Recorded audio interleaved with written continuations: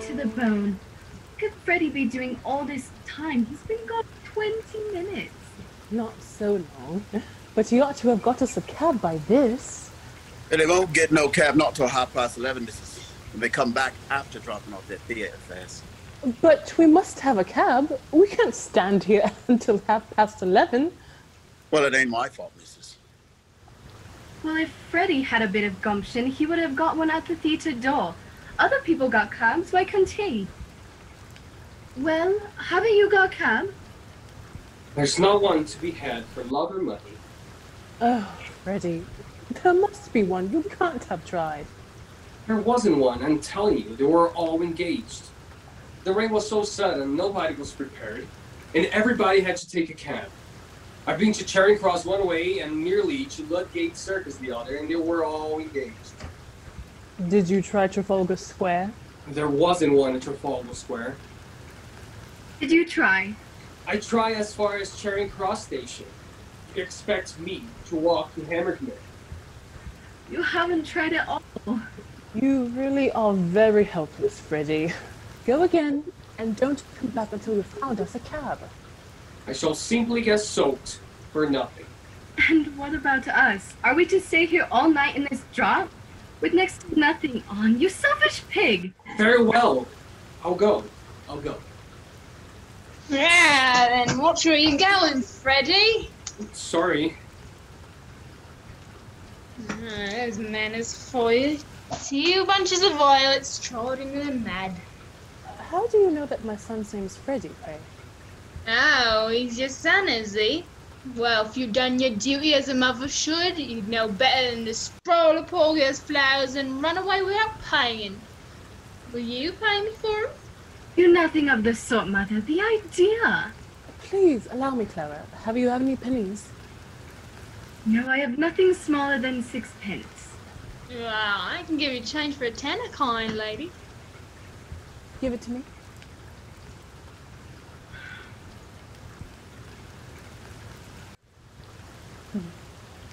Now, these are for your flowers. Oh, thank you kindly, lady. I could give you the change. These things are only worth a penny a bunch. Do hold your tongue, Clara. You can keep the change. Oh, thank you, lady. Now, tell me, how you know that young gentleman's name? No, I didn't. I heard you call him by it. Don't try to deceive me. I was trying to deceive you. I called him Freddy or Charlie, same as you might yourself if you was talking to a stranger and wished to be pleasant. 6 pence thrown away. Really, Mama? You might have spared Freddy that. Oh! Oh, sir, is there any sign of it stopping? I'm afraid not. It started worse than ever about 2 minutes ago. Oh, Oh, if it's worse, it's a sign it's nearly over. So cheer up, Captain, and buy a flower off a poor girl. I'm sorry, I haven't any change. Well, I can give you change, Captain. For a sovereign? I have nothing less. God. Oh, do buy a flower off me, Captain. I can change half a crown. I'll take this for 2 pence. Now, don't be troublesome. Stop. Now, here's 3 halfpence. If it's any use to you. Oh, thank you, sir. You be careful. Give him a flower for it. There's a bloke here behind down taking every word you're saying. I've done nothing wrong by speaking to gentlemen. I've a right to sell flowers if I keep off the curb. I'm a respectable girl, so help me. I never spoke to you except asking to buy a flower off me. Oh, sir, don't let him charge me. You don't know what it means to me. They'll take away my character and drive me on the streets for speaking to gentlemen. Will they? There. Who's hurting you, silly gal? What do you take me for? It's all right. He's a gentleman. Look at his boots. She thought you was a copper's knock, sir. What's a copper's knock? It's a copper's knock, you know, as you might say. What else would you call it? A sort of informer. I take my Bible oath, I never said a word. Oh, shut up! Shut up! Do I look like a policeman? And what did you take down me words for? How do I know whether you took me down right? You just show me what you wrote about me. What's that? Well, that ain't proper writing. I can't read that. I can. Oh, it's because I called him Cat. I meant no harm. Oh, sir, don't let him lay charge against me for a word like that. Charge? I make no charge. Really, sir, if you were a detective, you need not begin protecting me against molestation by young women until I ask you. Anybody could see that the girl meant me no harm. He ain't a tech. He's a bloomin' busybody, that's what he is. I tell you, look at his boots. And how are your people in Chelsea? Who told you my people come from Chelsea? Never you mind. They did. And how do you come up so far east? You were born in Listen Grove. Ah, well, I was only leaving Listen Grove. Wasn't fit for a pig to live in, and I had to pay 4 and 6 a week. Live where you like. But stop that noise, please. Come, he can't touch you. You have a right to live where you please. No, I'm a good girl, I am. Do you know where I come from? Hoxton. Well, who said I didn't? Blimey, you know everything you do. Ain't no cold meddle with me, he ain't. Of course he ain't. Don't you stand it from him. See here, what call have you to know about people what have never offered to meddle with you? Where's your warrant? Yeah, where's your warrant? Nah, let him say what he like. I want to have no truck with him. You take us for dirt under your feet, don't you? Catch you taking liberties with a gentleman. Yeah, tell him where he comes from if he wants to go fortune telling. Cheltenham, Harrow, Cambridge, and India. Quite right. May I ask, sir, do you do this for a living at a music hall? I've thought of that. Perhaps I shall someday. He's no gentleman, he ain't, to interfere with a poor girl. What on earth is Freddie doing? I shall get pneumonia if I stay in this drought any longer. As caught. Will you please keep your impertinent remarks to yourself? Did I say that out loud? I didn't mean to. I beg your pardon. Your mother's absent, unmistakably. Oh, very curious. I was brought up in large Lady Park near Epsom. Ha ha ha ha! What the devil of a name! Oh, excuse me. Would you like a cab? Don't dare speak to me. Oh, please, Clara. We should be so grateful to you, sir, if you found us a cab. Oh. I knowed he was a plainclothes copper. That ain't a police whistle, that's a sporting whistle. He's no right to take away my character. My character's the same to me as it is to any ladies. I don't know whether you've noticed or not, but the rain has stopped about 2 minutes ago, so. Yeah, so it has. Why didn't you say so before and us losing our time listening to your silliness? I can tell where you come from. You come from Anwell. Go back there. Hanwell. Thank you, teacher. So long. Frightening people like that? How would he like it himself? It's quite fine now, Clara. We can walk to a motor bus. Come. But the cab! Ah, how tiresome. How do you do it, if I may ask? Simply phonetics. The science of speech, that's my profession. Also my hobby. Happy is the man who can make a living by his hobby. You can spot an Irishman or a Yorkshireman by his brogue. I can place any man within 6 miles. I can place him within 2 miles in London. Sometimes within 2 streets. Not to be ashamed of himself, unmanly coward. But Is there a living in that? Oh, yes. Quite a fat one, I might say. This is the age of upstarts. Men begin in Kentish Town with 80 pounds a year and end in Park Lane with 100,000. They want to drop the Kentish Town, but they give themselves away every time they open their mouths.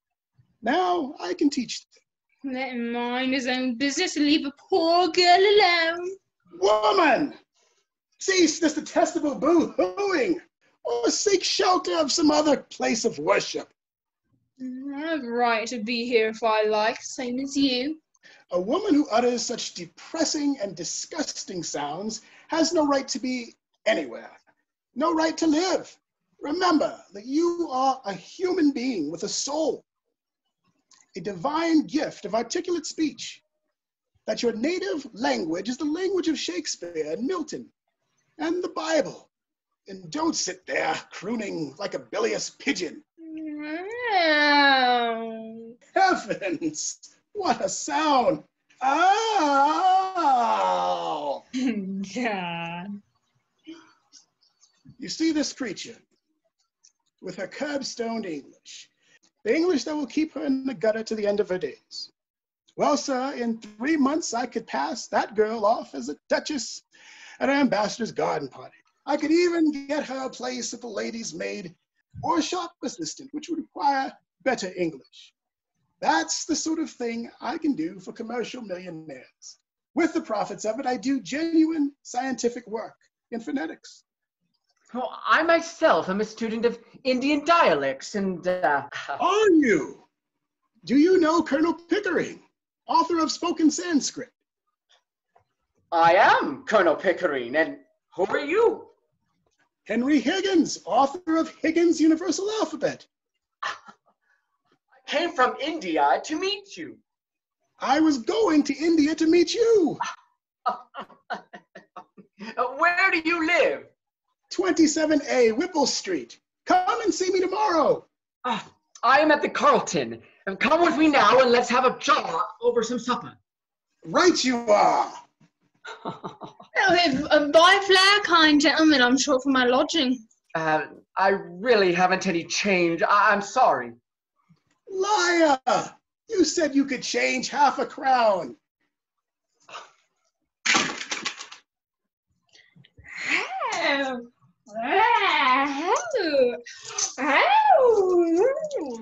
No one less. Hello? Where are the two ladies that were here? Nah, they walked to the bus when the rain stopped. And left me with a cab on my hands? Well, I'm dashed. Sir. The. Well, I think that's the whole show. It really is amazing. I haven't taken half of it in, you know. Would you like to go over it again? No, thank you. Not now. I'm quite done up for the morning. Tired of listening to sounds. Oh, yes. It's a fearful strain. I rather fancy myself because I can pronounce 24 distinct sounds, but your 130 beat me. I can't hear a lot of difference between any of them. Oh, that comes with practice. You hear no difference at first, but as you keep listening, you'll find they're as different as A from B. What's the matter? A young woman wants to see you, sir. A young woman? What does she want? Well, sir, she says you'll be glad to see her when you know what she's come about. She's quite a common girl, sir. Very common indeed. I should have sent her away, only I thought perhaps you would want her to talk into your machines. I hope I've not done wrong, but really you see such queer people sometimes. You'll excuse me, I'm sure, sir. Oh, that's all right, Mrs. Pierce. Has she an interesting accent? Oh, something dreadful, sir, really. I don't know how you can take an interest in it. Let's have her up. Go ahead, Mrs. Pierce, have her up. Very well, sir. It's for you to say. This is rather a bit of luck. I'll show you how I make records. We'll set her talking, and I'll take it down, first in Bell's visible speech, then in broad Roman. and then we'll get her on the phonograph so that you can turn her on as often as you like, with written transcript, of course. This is the young woman, sir. Why, this is the girl I jotted down last night. She's of no use. I've got all the records I want of the Listen Grove lingo, and I'm not going to waste another second on it. Be off with you. I'm done. I don't want you. Don't you be so saucy. You ain't heard what I come for yet. Did you tell him I came in a taxi? Nonsense, girl. What do you think a gentleman like Mr. Higgins cares what you came in? Oh, we are proud. He ain't above giving lessons, not him. I heard him say so. Well, I ain't come here to ask for any compliment, and if my money's not good enough, I gotta swear. Good enough for what? Good enough for you. Now, you know, don't you? I've come to have lessons, I am. And to pay for 'em, Mike, now, mister. Well, what do you expect me to say to you? Well, if you was a gentleman, you might ask me to sit down, I think. Don't I tell you I'm giving you business? Pickering, shall we ask this baggage to sit down, or should we throw it out the window? I don't big cold baggage when I've offered to pay like any lady. What is it that you want, my girl? I want to be lady in a flower shop instead of selling them at the corner of Tottenham Court Road. But they won't take me unless I can talk more genteel. He said he could teach me. Well, here I am, ready to pay him, not asking any favours, and he treats me as if I was dirt. How can you be such a foolish, ignorant girl as to think that you could afford to pay Mr. Higgins? Why shouldn't I? I know what lessons cost well as you do, and I'm ready to pay. How much? Now you're talking. I thought you'd come off it when you had a chance of getting back what you chucked at me last night. You'd had a drop in, hadn't you? Sit down.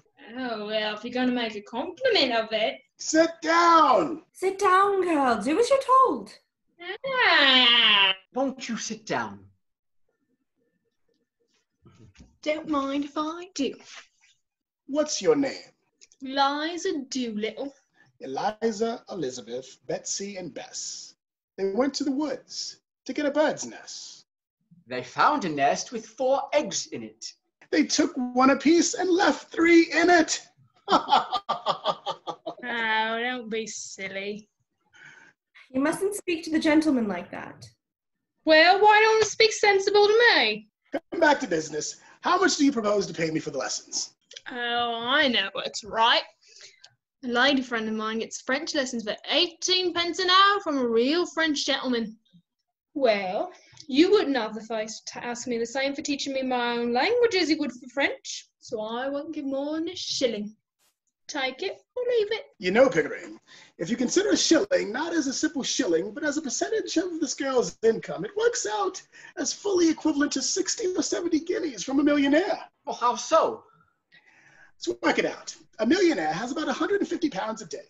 She earns half a crown. Who told you I only? She offers 2/5 of her day's income for a lesson. 2/5 of a millionaire's income for a day would be somewhere about 60 pounds. It's handsome. By George, it's enormous. It's the biggest offer I've ever had. Whoa, 60 pounds? What are you talking about? I never offered you 60 pounds. What would I get? Hold your tongue.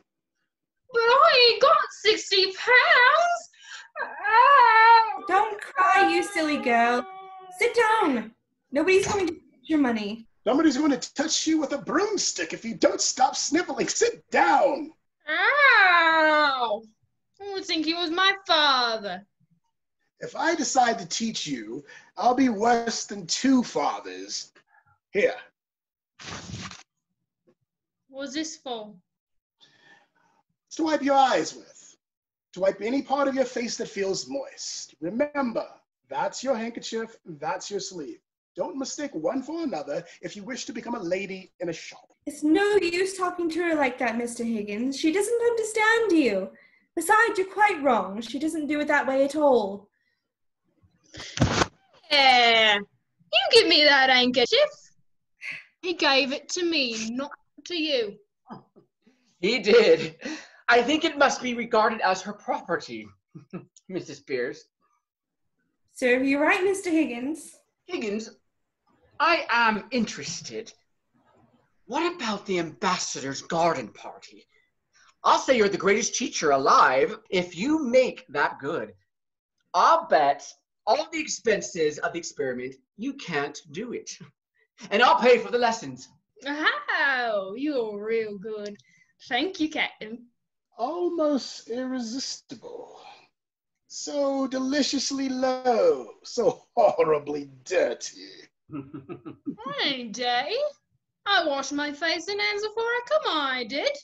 You're certainly not going to turn her head with flattery, Higgins. Oh, don't say that, sir.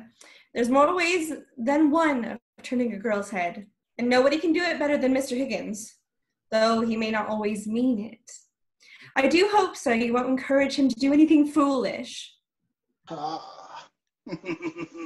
But what is life but a series of inspired follies? The difficulty is to find them to do.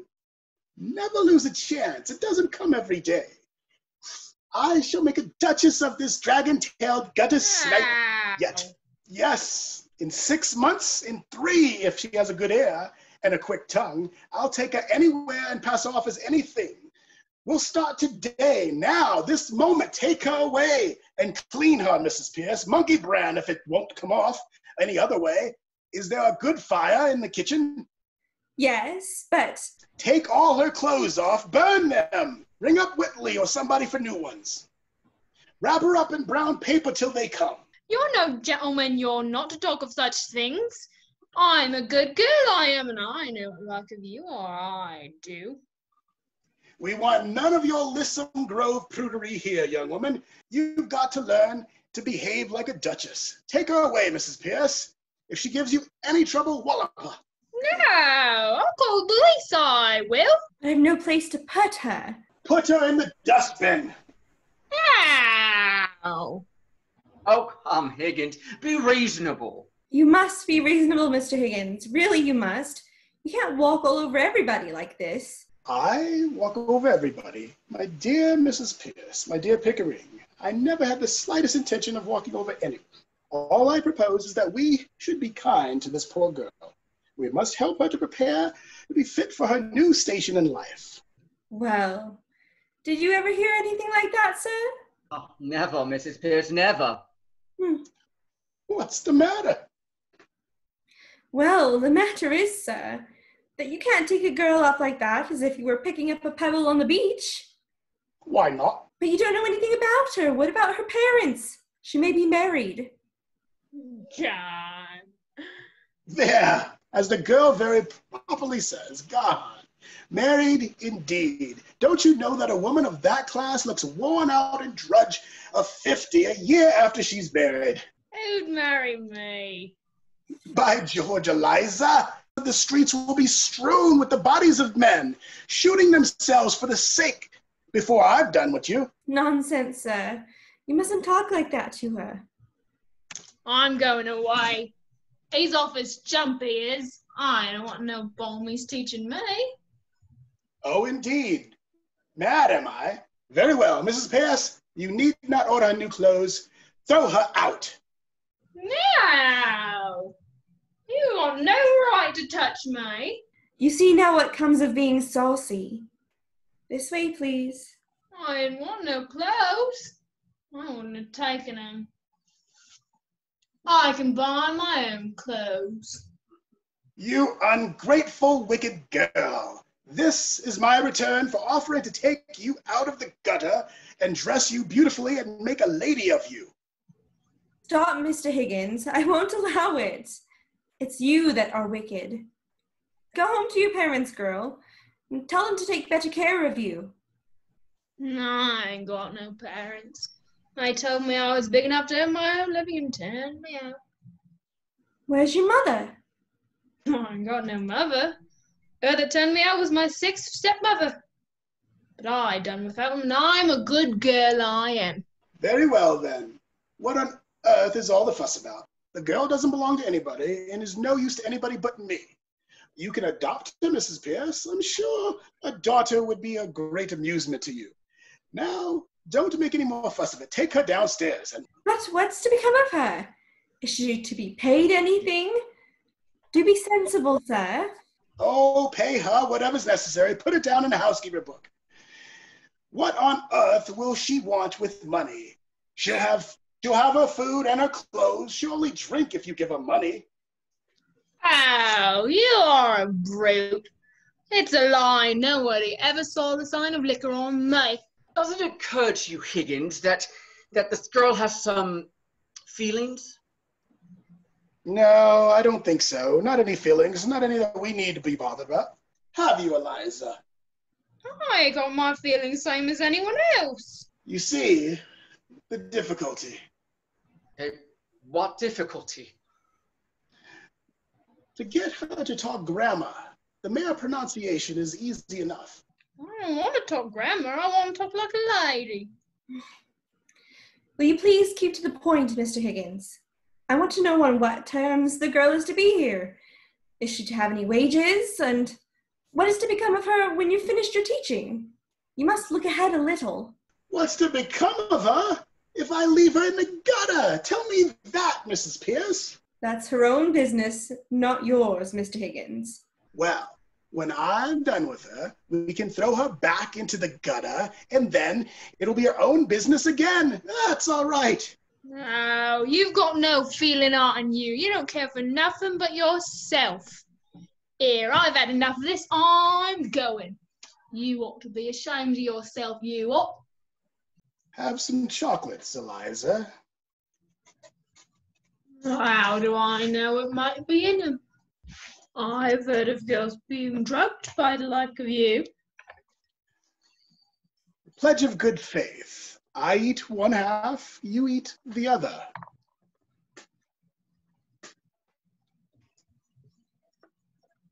You shall have boxes of them, barrels of them. Every day you shall eat them, eh? I wouldn't invite it, only I'm too ladylike to take it out of my mouth. Listen, Eliza, I think you said you came in a taxi. Well, what if I did? I've as good a right to take a taxi as anyone else. You have. Eliza, and in the future you shall have as many taxis as you want. You shall go up and down and round the town in a taxi every day. Think of that, Eliza. Mr. Higgins, you're tempting the girl. It's not right. She should think of the future. At her age? Nonsense. Time enough to think of the future when you haven't any future. No, Eliza, do as the lady does. Think of other people's futures, but never think of your own. Think of chocolates and taxis and diamonds. No, I don't want no gold and no diamonds. I'm a good girl, I am. You shall remain so, Eliza, under the care of Mrs. Pierce, and you shall marry an officer in the Guards with a beautiful mustache, the son of Marquis, who will disinherit him for marrying you, but will relent once he sees your beauty and goodness. Excuse me, Higgins, but I really must interfere. Mrs. Pierce is quite right. If this girl is to put herself at your hands for 6 months for an experiment, she must understand thoroughly what she's doing. How can she? She's incapable of understanding anything. Besides, do any of us understand what we're doing? If we did, we would never do it. No, very clever, Higgins, but not sound advice. Miss Doolittle. Oh. There! That's all you'll get out of Eliza. Oh! No use explaining. As a military man, you ought to know that. Give her your orders. That's what she wants. Eliza, you are to live here for the next 6 months, learning how to speak beautifully, like a lady in a florist shop. If you're good and do whatever you're told, you shall sleep in a proper bedroom and have lots to eat and money to buy chocolates and take rides and taxis. If you're naughty and idle, you will sleep in the back kitchen among the black beetles and be walloped by Mrs. Pierce with a broomstick. At the end of 6 months, you shall go to Buckingham Palace in a carriage, beautifully dressed. If the king finds out you're not a lady, you'll be taken by the police to the Tower of London, where you have your head cut off as a warning to other presumptuous flower girls. If you are found out, you shall have a present of 7 and 6 pence to start life as a lady in a shop. If you refuse this offer, you shall be a most ungrateful and wicked girl, and the angels shall weep for you. Now, are you satisfied, Pickering? Can I put it any more plainly, Mrs. Pierce? I think you'd better let me speak to the girl properly, in private. I don't know that I can take charge of her or consent to the arrangement at all. Of course, I know you don't mean her any harm. But when you get what you call interested in people's accents, you never think I'll care what may happen to them or you. Come with me, Eliza. That's all right. Thank you, Mrs. Pierce. Bundle her off and off to the bathroom. You're a great bully, you are. No, I won't stay here if I don't like. I won't let nobody wallop me. I never asked to go to Buckingham Palace, I didn't. I was never in trouble with the police, not me. I'm a good girl. Don't answer back, girl. You don't understand the gentleman. Come with me. Well, what I say is right. I won't go near the king, not if I'm going to have my head cut off. I'd know if what I was getting myself in for, I wouldn't have done it. Oh, I've always been a good girl, and I never offered to say a word to him, and I don't know him nothing, and I don't care, and I won't be put upon, and I have feelings the same as anyone else. Excuse the straight question, Higgins. Are you a man of good character where women are concerned? Have you ever met a man of good character where women are concerned? Yes, very frequently. Well, I haven't. I find that the moment I let a woman make friends with me, she becomes jealous, exacting, suspicious, and a damned nuisance. I find that the moment I let myself make friends with a woman, I become selfish and tyrannical. Women upset everything. When you let them into your life, you find that the woman is driving at one thing while you are driving at another. At what, for example? Oh, I suppose the woman wants to live her own life, the man wants to live his, and each tries to drag the other on the wrong track. One wants to go north, the other south, and the result is that both have to go east, though they both hate the east wind. So here I am, a confirmed old bachelor, and likely to remain so. Come, Higgins, you know what I mean. If I'm to be the one in this business, I shall feel responsible for that girl. I hope it's understood that no advantage is to be taken of her position. What? That thing? Sacred, I assure you. You see, she'll be a pupil, and teaching would be impossible unless pupils were sacred. I've taught scores of American millionaires how to speak English, the best-looking women in the world. I'm seasoned. They might as well be blocks of wood. I might as well be block of wood. Well, Mrs. Pierce, is that all right? I just wish to trouble you with a word, if I may, Mr. Higgins. Well, what have you to say? Am I in the way? Not at all, sir. Mr. Higgins, will you please be very particular what you say before this girl? Of course. I'm always particular about what I say. Why do you say this to me? No, sir. You're not at all particular when you've mislaid anything or when you get a little impatient. Now, it doesn't matter before me. I'm used to it, but you really must not swear before the girl. I swear? I never swear. I detest the habit. What the devil do you mean? That's exactly what I mean, sir. You swear a great deal too much. I don't mind your damning and blasting and what the devil and where the devil and who the devil. Really, Mrs. Pierce, this language from your lips. But there is a certain word I must ask you not to use. The girl has just used it herself because the bath was too hot. It begins with the same letter as bath. She knows no better. She learnt it at her mother's knee, but she must not hear it from your lips. I cannot charge myself with ever having uttered it, Mrs. Pierce, except perhaps in a moment of extreme and unjustifiable excitement. Only this morning, sir, you applied it to your boots, the butter, and to the brown bread. Oh, that. Mere alliteration. Mrs. Pierce, a natural to a poet, of course. Well, sir, whatever you choose to call it, I beg you not to let the girl hear you repeat it. Oh, very well, very well. Is that all? No, sir. We shall have to be very particular with this girl as to personal cleanliness. Certainly. Quite right. Most important. I mean, not to be slovenly about her dress or untidy and leaving things about. Just so. I intended to call your attention to that. It is these little things that matter. Pickering, take care of the pence and the pounds will take care of themselves. It is true of personal habits as it is of money. Yes, sir. Then I might ask you not to come down to breakfast in your dressing gown, or at any rate not to use it as a napkin to the extent that you do, sir. And if you would be so good as to not eat everything off the same plate, and to remember not to put the porridge saucepan out of your hand onto the clean tablecloth, it would be a better example to the girl. You know, you nearly choked yourself with a fishbone in the gym only last week. I may do these things sometimes in the absence of mine, but surely I don't do them habitually. But if you will wipe your fingers. Oh, very well, very well. I wipe them in my hair in the future. I hope you're not offended, Mr. Higgins. Not at all, not at all. You're quite right, Mrs. Pierce. I shall be particularly careful before the girl. Is that all? No, sir. Might she use some of those Japanese dresses you brought from abroad? I really can't put her back into her old things. Certainly. Anything. Anything you like. Is that all? Thank you, sir. That's all. You know, Pickering, that woman has the most extraordinary ideas about me.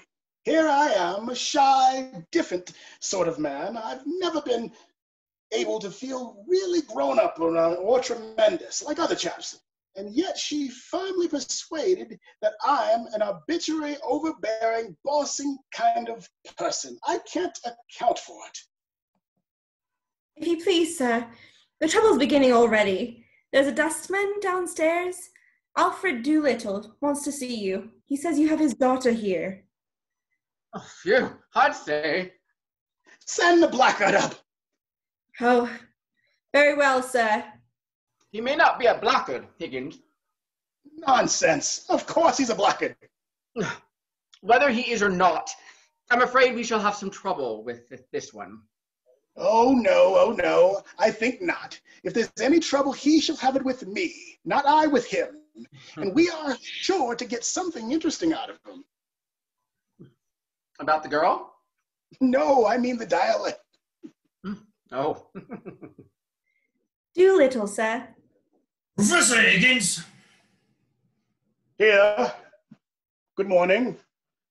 Sit down. Good morning, Governor. I come about a very serious matter, Governor. Brought up in Hounslow. Mother Welsh, I should think. What do you want, Doolittle? I want me daughter, that's what I want, see? Of course you do. You're her father, aren't you? You don't suppose anyone else wants her, do you? I'm glad to see you have some spark of family feeling left. She's upstairs. Take her away. What? Take her away. Do you suppose I'm to keep your daughter for you? No. Look here, Governor. Is this reasonable? Is it fair to take advantage of a man like this? The girl belongs to me. You got her. Well, where do I come in? Your daughter had the audacity to come by my house and ask me to teach her how to speak properly, so that she could get a place in a flower shop. This gentleman and my housekeeper have been here the entire time. How dare you come here and attempt to blackmail me? You sent her here for a purpose. No, Governor. You must have. How else could you possibly know that she was here? Now, don't take a man up like that, Governor. The police shall take you up. This is a plot to extort money by threats. I shall telephone for the police. Have I asked you for a brass farthing? Well, I'll leave it to the gentleman here. Have I said a word about money? What else did you come for? Well, what would a man come for? Be Alfred! human, Governor. Alfred, did you put her up to this? So help me, Governor, I never did. I take me Bible oath, I ain't seen the girl these 2 months past. Then how did you know she was here? Well, I'll tell you, Governor, if you only let me get a word in. I'm willing to tell you. I'm wanting to tell you. I'm waiting to tell you. Pickering, this chap has a certain natural gift of rhetoric. Observe the rhythm of his native wood tones, wild. I'm willing to tell you, I'm wanting to tell you, I'm waiting to tell you. Sentimental rhetoric, that's the Welsh strain in him. It also accounts for the mendacity and the dishonesty. Oh, please, Higgins. I'm West Country myself. How did you know this girl was here if you didn't send for her? Well, it was like this, Governor. The girl took a boy in a taxi to give him a job. The son of a landlady he is, while he hung about on the chance of her giving him a ride home. Well, she sent him back for her luggage when she heard she was willing for her to stop here. Well, I met the boy at the corner of Longacre and Endell Street. Public house, yes? The poor man's club, Governor. Why shouldn't I? Do let him tell his story, Higgins. Why, he told me what was up, and I ask you, what was my feelings and my duty as a father? So I says to the boy, you bring me the luggage, I says. Why didn't you go for it yourself? Well, landlady wouldn't have trusted me with it, Governor. She's that kind of woman, you know. I even had to get the boy a penny before he trusted me with it, the little swine. I brought it to her just to oblige you like, and make myself agreeable, that's all. How much luggage? Musical instrument, a few pictures, and she says she didn't want no clothes. Now, what was I think about that, Governor? I ask you, as a parent, what was I to think? So you came to rescue her for worse than death? Just so, Governor, that's right. But why did you bring her luggage if you intended to take her away? Have I said a word about taking her away, have I now? You're going to take her away, double quick. No, Governor, don't say that. No, see... Mrs. Pierce, this is Eliza's father. He's come to take her away. Give him to her. No, this is a misunderstanding. Listen here. You can't take her away, Mr. Higgins. Now, can he? You told me to burn her clothes. That's right. I can't carry her through the streets like a blooming monkey now, can I? I put it to you. You have put it to me that you want your daughter. Take your daughter. If she has no clothes, go out and buy her some. What happened to the clothes she come in? Did I burn them, or did your missus here? I am the housekeeper, if you please. I have sent for some clothes for your girl. When they come, you can take her away. You can wait in the kitchen. This way, please. Now, listen here, Governor. You and me, we is men of the world, ain't we? Oh, men of the world, are we? You better go, Mrs. Pierce. I think so indeed, sir. Floor is yours, Mr. Doolittle. I thank you, Governor. Well, the truth is, I've taken sort of a fancy to you, Governor. And if you want a girl, I'm not sitting on having you back home. What I might be open to is an arrangement regarded in the lot of the young woman. Well, she's a fine, handsome girl. As a daughter, she ain't worth for a keep. But so I'll tell you straight, all I ask is me rights as a father. And you're the last man alive to expect me to let her go for nothing. For I consider you're one of the straight sort, Governor. Well, what's a £5 note to you? And what's Eliza to me? I think you ought to know, Doolittle, that Mr. Higgins' intentions are entirely honorable. Well, of course they are, Governor. If I thought they wasn't, I'd ask for 50. Do you mean to say, you callous rascal, that you would sell your daughter for £50?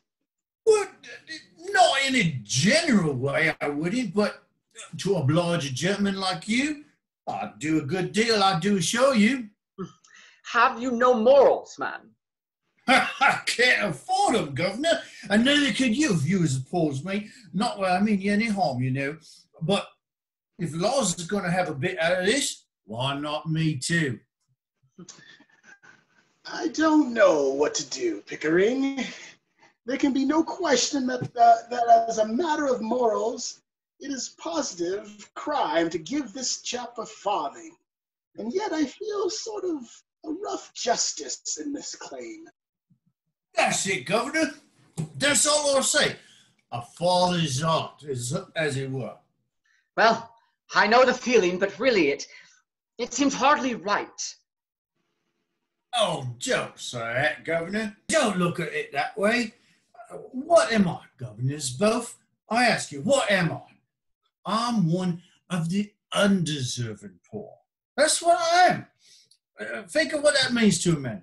It means that he's up against middle-class morality all the time. If there's anything going and I put in for a bit of it, it's always the same story. You're undeserving, so you can't have it. But me needs is as great as the most deserving widow that ever got money out of 6 different charities in 1 week off of the death of the same husband. I don't need less than a deserving man. I needs more. I don't eat less hearty than him, and I drinks a lot more. Well, if I wants a bit of amusement, because I'm a thinking man, I want cheerfulness and a song and a band when I feels low. Well, they charge me just the same as they charge for everyone else, as they charge the deserving and as they charge me. What's the middle class morality? But just an excuse for them never giving me anything. Therefore, I ask you to, as gentlemen, not play games with me. I'm playing straight with you. I ain't pretending to be deserving. I am undeserving, and I mean to go on being undeserving.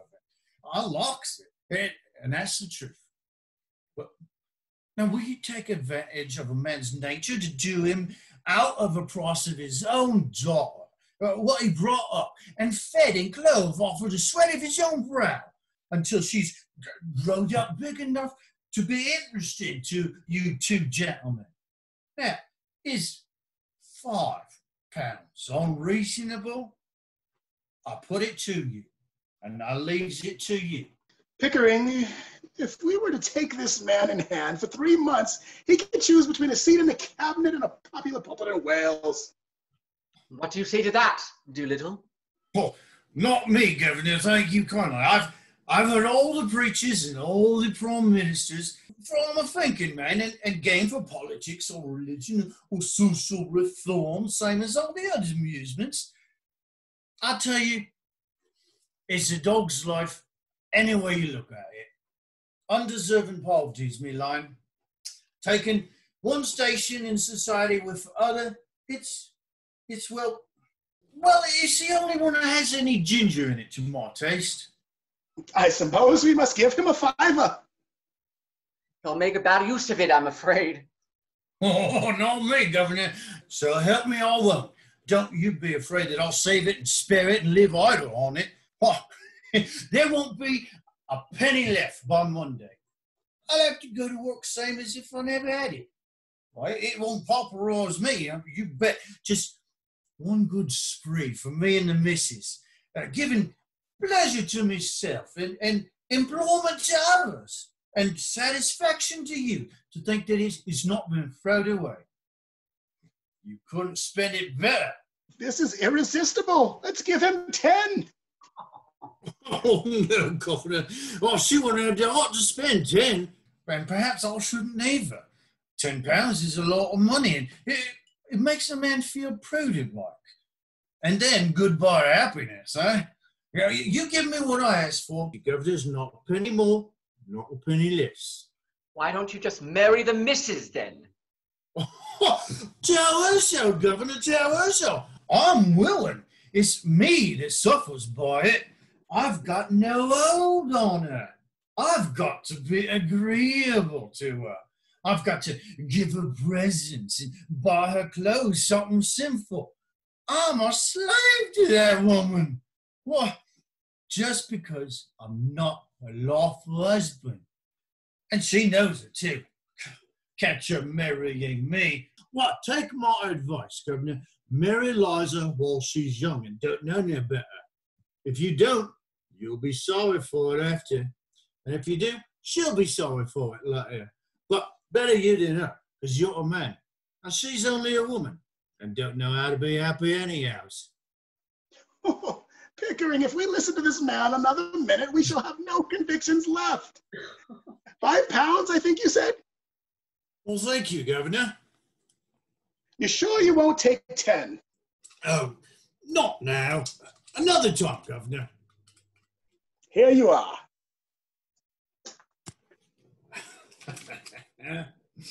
Thank you, Governor, and good morning.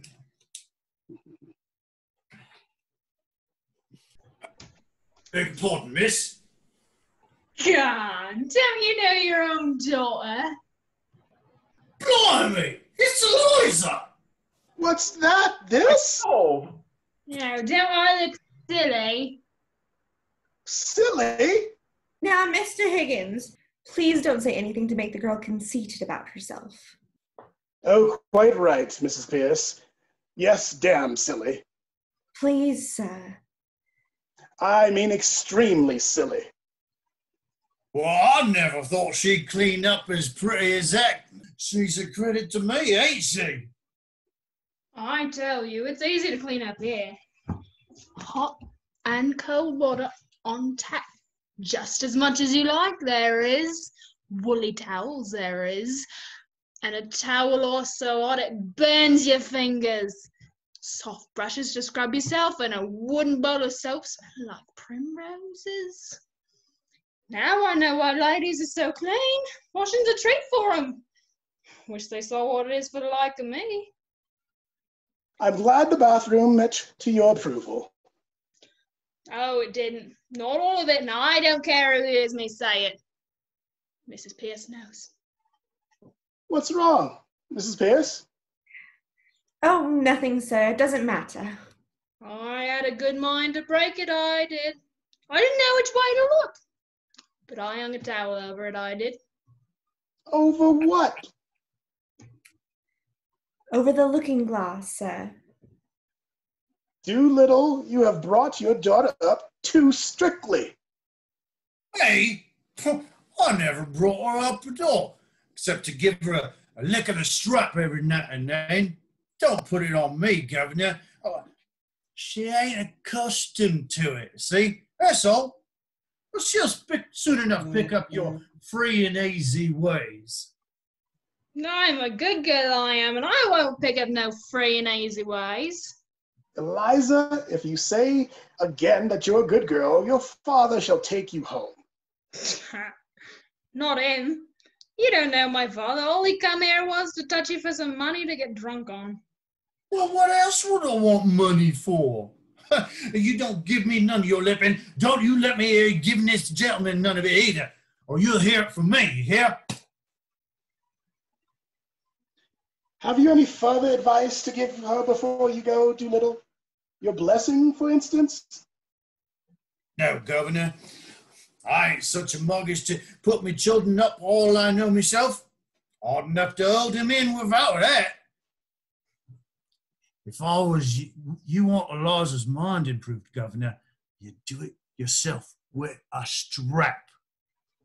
Well, so long, gentlemen. Stop. You'll come regularly to see your daughter. It's your duty, you know. My brother's a clergyman, and he could help you with your talks with her. Certainly. I'll come, gentlemen, but just not this week. You see, I've got a job in the dishes. But later on, you may depend on me. Afternoon, gentlemen. Afternoon, ma'am. Nah, I doubt you believe the old liar. He'd as soon you set a bulldog him as a clergyman. You won't see him again in a hurry. I don't want to, Eliza. Do you? Nah, not me. I don't want to never see him again, I doubt. He's a disgrace to me, collecting dust instead of working at his trade. What is his trade, Eliza? Taking money out of other people's pockets into his own. His proper trade's a navvy, and he works at it sometimes too, for exercise, and earns good money at it. Ain't you going to call me Miss Doolittle anymore? I beg your pardon, Miss Doolittle. It was a slip of the tongue. No, I don't mind, only it sounded so genteel. I should just like to take a taxi to the corner of Tottenham Court Road and get out there and tell it to wait for me. Just put the girls in their place a bit. No, I wouldn't speak to him, you know. Ah, better wait till we get you into something really fashionable. Besides, you shouldn't cut off your old friends. Now that you've risen in the world, that's what we call snobbery. Nah, you don't call like them my friends now, I should hope. They've took it out of me often enough with their ridicule when they had the chance, and now I mean to get a bit of my own back. But if I'm to have fashionable clothes, I'll wait.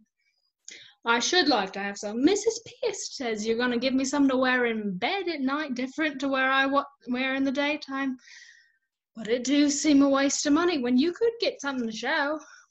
Besides, I could never fancy changing into cold things on a winter night. Now, Eliza, the new things have come for you to try on. Ah! Oh, don't rush about like that, girl. Pickering, we have taken on a stiff job. Higgins, we have.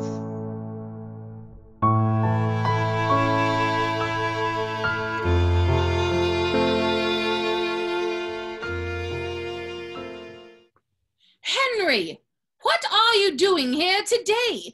It is my at-home day. You promised not to come. Oh, bother. Go home at once. I know, Mother, I know. I came on purpose. But you mustn't. I'm serious, Henry. You offend all my friends. They stop coming whenever they meet you. Nonsense. I know I've no small talk, but people don't mind. Oh, don't they? Small talk indeed. What about your large talk? Really, dear, you mustn't stay. I must. I have a job for you, a phonetic job. No use, dear. I'm sorry, but I can't get around your vowels. And though I like to get pretty postcards in your patent shorthand, I always have to read the copies in your ordinary writings you so thoughtfully send me. Well, this isn't a phonetic job. You said it was. Not your part of it. I've picked up a girl. Does that mean that some girl has picked you up? Not at all. I don't mean a love affair. What a pity. Why? Well, you never fall in love with anyone under 45. When will you discover that there are some rather nice-looking young women about? Oh, I can't be bothered with young women. Besides, they're all idiots. Do you know what you would do if you really loved me, Henry? Oh, bother. What? Marry, I suppose? No. Stop fidgeting and take your hands out of your pockets. That's a good boy. Now tell me about this girl. She's coming to see you. I don't remember asking her. You didn't. I asked her. If you'd known her, you wouldn't have asked her. Indeed. Why? Well, it's like this. She's a common flogger. I picked her off the curbstone. And invited her to my at-home. Oh, that'll be all right. I've taught her to speak properly, and she has strict orders. As to her behavior, she's to keep to 2 subjects, the weather and everybody's health. Fine day. how do you do? You know, and not to let herself go on in general things. That'll be safe. Safe. To talk about our health, about our insides, perhaps about our outsides. How could you be so silly, Henry? Well, she must talk about something. Oh, she'll be all right. Don't you fuss. Pickering is in it with me. I have a sort of bet on. I'll pass her off as a duchess in 6 months. I started on, some months ago, and she's getting on like a house on fire. I shall win my bet. She is a quick ear. And she'll be easier to teach than a middle-class pupil because she has to learn a complete new language. She talks English almost as you talk French. That's satisfactory at all events. Well, it isn't, and it is. What does that mean? You see, I've got her pronunciation all right, but you have to consider not only how a girl pronounces, but what she pronounces. Mrs. and Miss Eynsford Hill. Oh, Lord. How do you do? How do you do? My son, Henry. Oh, your celebrated son. I've so longed to meet you, Professor Higgins. Delighted. How do you do? I swear I've seen you somewhere. I haven't the ghost of a notion where. I've heard your voice. It doesn't matter. You'd better sit down. I'm sorry to say that my celebrated son has no manners. You mustn't mind him. I don't. Not at all. Oh, have I been rude? I didn't mean to be. Colonel Pickering. How do you do, Mrs. Higgins? So glad you've come. Do you know Mrs. Eynsford Hill? Miss Eynsford Hill. Has Henry told you why we have come? We were interrupted, damn it! Oh, Henry. Henry, really. Are we in the way? You couldn't have come more fortunately. We want you to meet a friend of ours. Yes, by George, yes. We want 2 or 3 people. You'll do as well as anybody else. Mr. Eynsford Hill. God of heaven, another of them. How do you do? Very good of you to come. Colonel Pickering. How do you do? I don't think you've met my son, Professor Higgins. How do you do? I'll take my oath I've met you before somewhere. Where was it? I don't think so. It doesn't matter anyhow. Well, here we all are anyhow.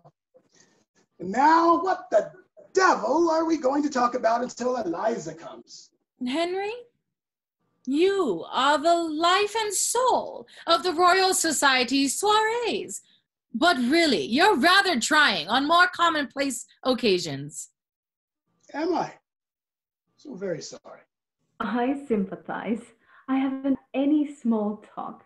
If people would only be frank and say what they really think. Lord forbid! But why? What they think they ought to think is bad enough. Lord knows, but what they really think would break up the whole show. Do you suppose it would be really agreeable if I were to come out now with what I really think? Is it so very cynical? Cynical? Who the dickens said it was cynical? I mean, it wouldn't be decent.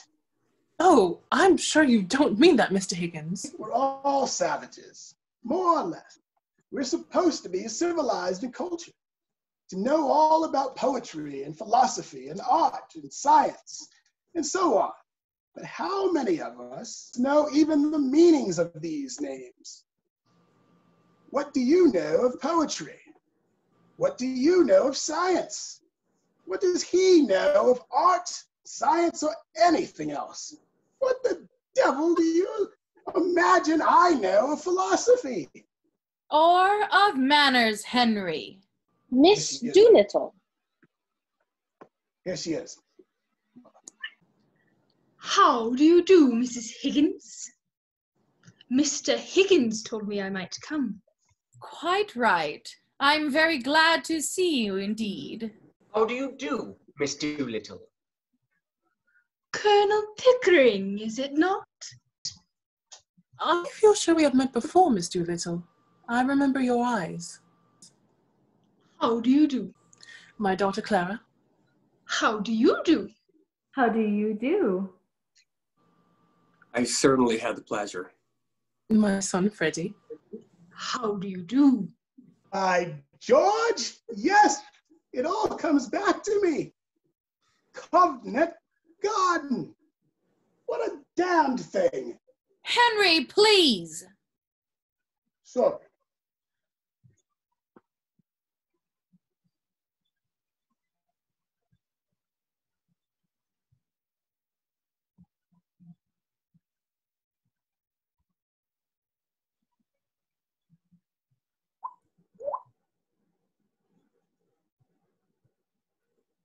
Will it rain, do you think? The shallow depression in the west of these islands is likely to move slowly in an easterly direction. There are no indications of any great change in the barometrical situation. How awfully funny. What is wrong with that, young man? I bet I got it right. Killing. I'm sure I hope it won't turn cold. There's so much influenza about. It runs right through our whole family regularly every spring. My aunt died of influenza, so they said. But it's my belief they'd done the old woman in.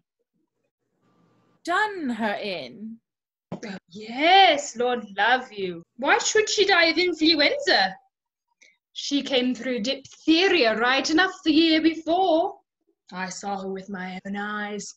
Fairly blue with it she was. They all thought she was dead, but my father, he kept ladling the gin down her throat till she came to so sudden that she bit the bowl off the spoon. Oh, dear me. What call would a woman with that strength in her have to die of influenza? What become of a new straw hat that should have come to me? Somebody pinched it, and what I say is, them that pinched it done her in. What does doing her in mean? Oh, that's the new small talk. To do a person in means to kill them. You surely don't believe your aunt was killed? Do I not?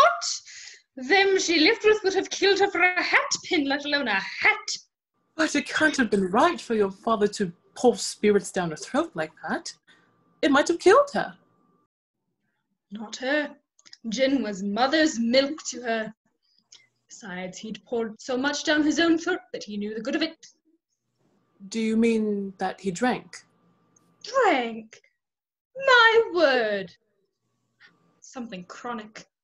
How dreadful for you. Not a bit. It never did him no harm, what I could see. But then he did not keep it up regular. On the burst, as you might say, from time to time. And always more agreeable when he had a drop in. When he was out of work, my mother used to give him 4 pence and tell him to go out and not come back till he'd drunk himself cheerful and loving like. There's lots of women has to make their husbands drunk to make them fit in to live well. You see, it's like this. If a man has a bit of conscience, it always takes him when he's sober, and then makes him low-spirited. A drop of booze just takes that off him and makes him happy. Here, what are you sniggering at? The new small talk. You do it so well. If I was doing it proper, what were you laughing at? Have I said anything I oughtn't? Not at all, Miss Doolittle. Well, that's a mercy anyhow. What I always say is... Hen. Well, I must go. So pleased to have met you. Goodbye. Goodbye. Goodbye, Colonel Pickering. Bye, Miss Doolittle. Goodbye, all. Are you walking across the park, Miss Doolittle? If so... Walk? Not bloody likely. I'm going in a taxi. Oh, well, I really can't get used to the new ways. Oh, it's all right. Mama, quite right. People will think we never go anywhere or see anybody if you're so old-fashioned. I dare say I am very old-fashioned, but I do hope that you will not begin to use that expression, Clara. I've gotten so accustomed to hearing you talk about men as rotters and calling everything filthy and beastly, though I do think it horrible and unladylike. But this last is really too much. Don't you think so, Colonel Pickering? Don't ask me. I've been away in India for so long, the manners have changed over time. Sometimes I don't know whether I'm at a respectable garden party or the forecastle of a ship. It's all a matter of habit. There's no right or wrong in it. Nobody means anything by it. It's so quaint and gives such a small emphasis to things that are not in themselves very witty. I find the new small talk delightful and quite innocent. Well, after that, I think it's time for us to go. Oh, yes. We have 3 at-homes to go to still. Goodbye, Miss Higgins. Goodbye, Colonel Pickering. Goodbye, Professor Higgins. Goodbye. Be sure to try on that small talk at the 3 at-homes. Don't be nervous about it. Pitch it in strong.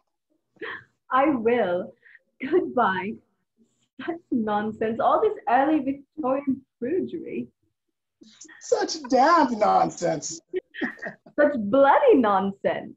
Clara!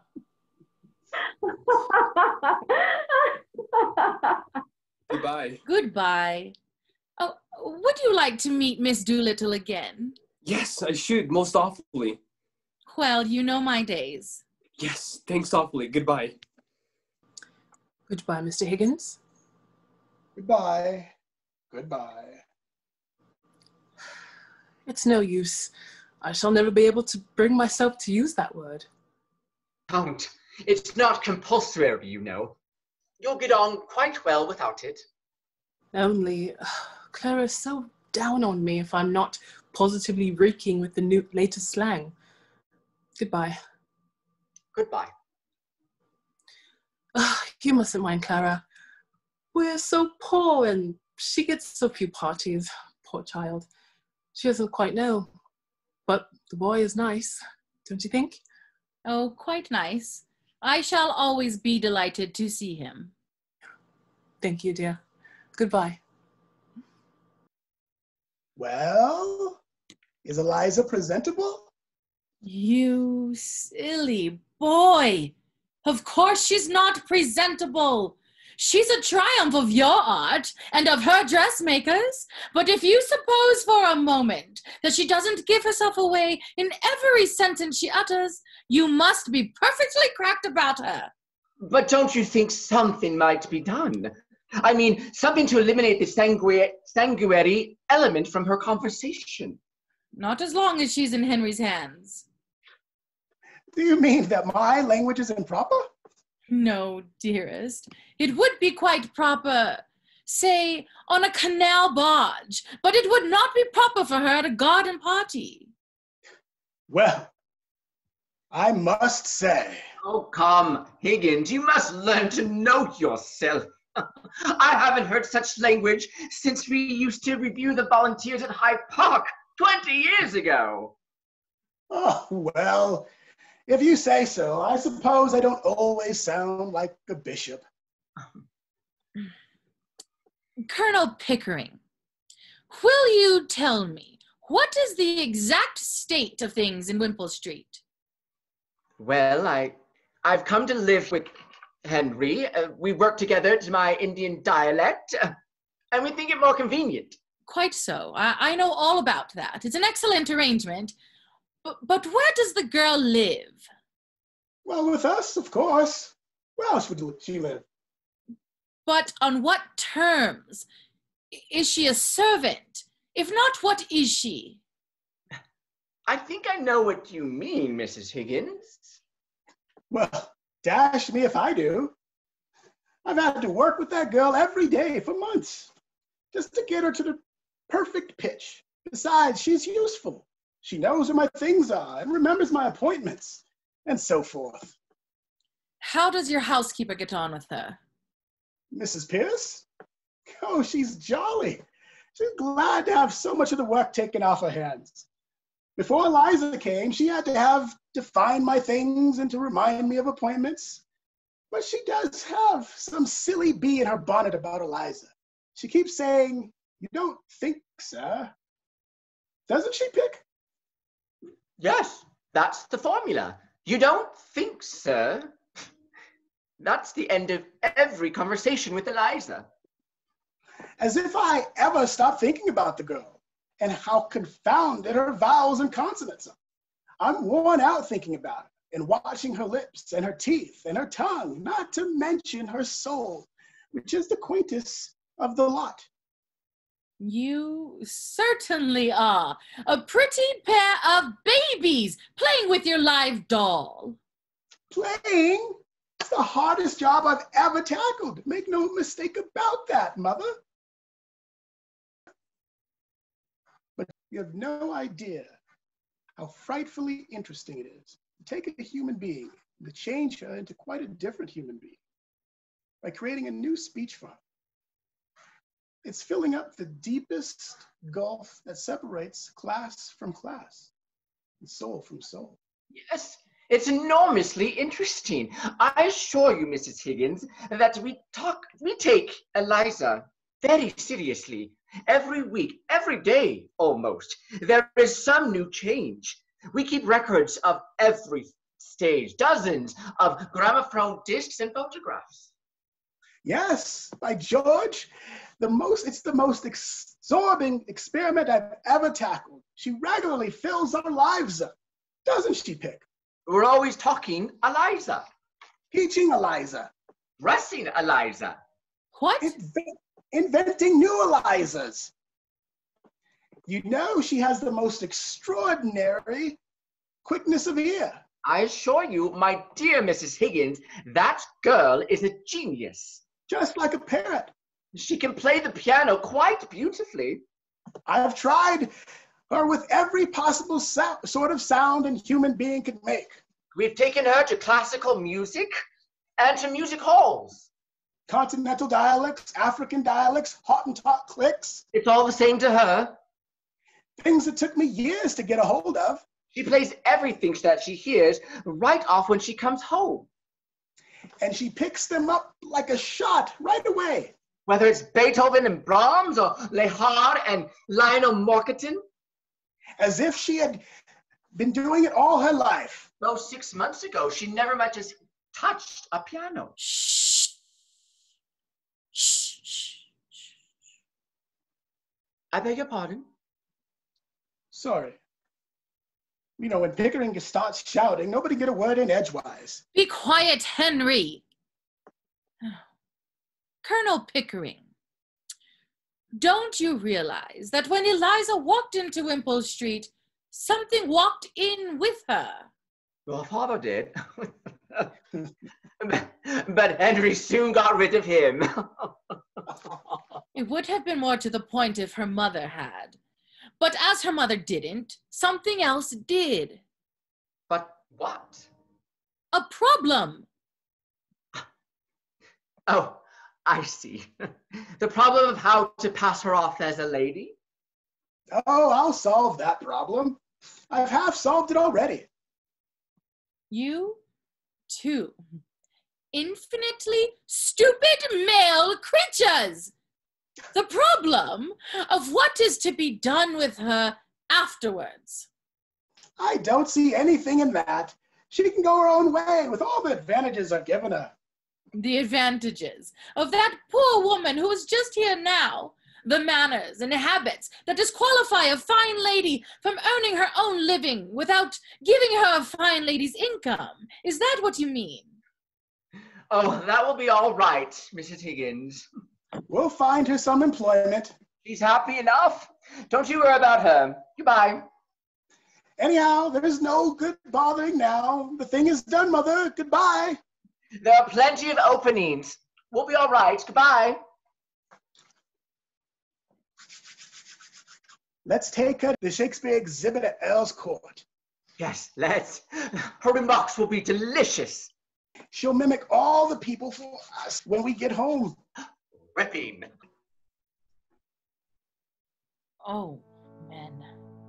Men! Men!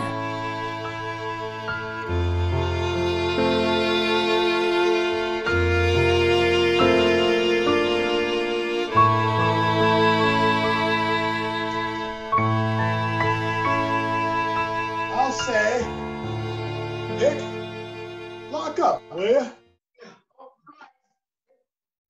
Can Mrs. Pierce go to bed? We don't want anything more, do we? Lord, no.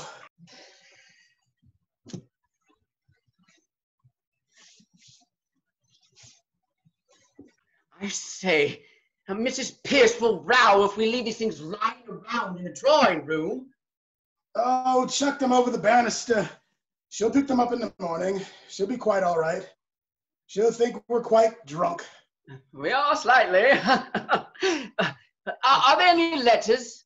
I didn't look. Where are my slippers? A couple of circulars and this coordinated billet due for you. Ah, moneylenders. Lord, what an evening. What a crew. What a silly tomfoolery. Oh, there they are. Well, I feel a bit tired. It's been a long day. A garden party, a dinner party, an opera. Rather too much of a good thing. But you won your bet, Higgins. Eliza did the trick. And something a bit more, eh? Thank God it's over. Were you nervous at the garden party? I was. Eliza didn't seem a bit nervous. Oh, she wasn't nervous. I knew she'd be quite all right. No, it was the strain of putting the job through all these months that's taken a toll on me. It was interesting enough at first, while we were at the phonetics, but after that I got deadly sick of it. If I hadn't backed myself into it, I should have chucked the whole thing out months ago. It was a silly notion. The whole thing was simply quite a bore. Oh, come. The garden party was frightfully exciting. My heart began beating like anything. Yes, for the first 3 minutes. But when I saw we were going to win hands down, I felt like a bear in a cage, hanging out, nothing, doing nothing, saying nothing. The dinner was worse, sitting there, gorging, there for over an hour with nobody but a damn fool of a fashionable woman to talk to. I tell you, Pickering, never again, not for me. No more artificial dresses, no more artificial duchess. The whole thing was simple purgatory. You've never been broken into a social routine, have you? I rather enjoy dipping into the occasionally myself. It makes me feel young. Anyhow, it was such a great success, an immense success. I was quite frightened once or twice because Eliza was doing it so well. You see, lots of the real people can't do it at all. They're such fools that they think that style comes before nature in their position, and so they never learn. There's always something professional about doing something so superlatively well. Yes, and that's what drives me mad. Silly people don't know their own silly business. However, it's over, done with, and now I can go to bed. At last, without dreading tomorrow. I think I shall turn in too. Still, it's been such a great occasion, a triumph for you. Good night. Good night. Put out the lights, Eliza. And tell Mrs. Pierce not to make coffee for me in the morning. I'll take tea. Where the devil are my slippers? are your slippers, and there. Take your slippers, and may you never have a day's luck with them. What the devil? What's the matter? Get up. Anything wrong? Nothing wrong with you. I've won your bet for you, haven't I? That's enough for you. I don't matter, I suppose. You won my bet.